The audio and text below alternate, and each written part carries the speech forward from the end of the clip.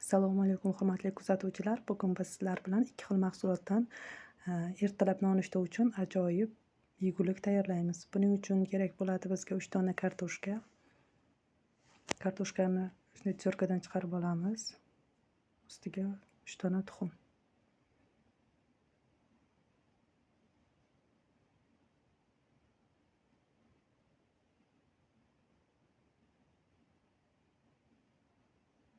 Ustidan tuz,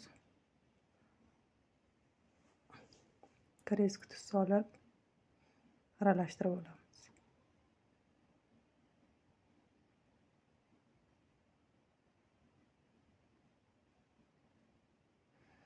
Qizib turgan tovaga solib 10-15 daqiqaga dimlab qo'yamiz.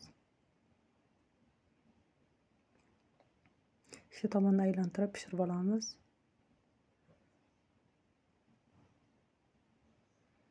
Deyarli mana tayyor. Ertalab nonushta uchun tayyorlasak bo'ladi. Juda kam vaqt ichida tayyor bo'ladi. Tavsiya qilaman, albatta tayyorlab ko'ring.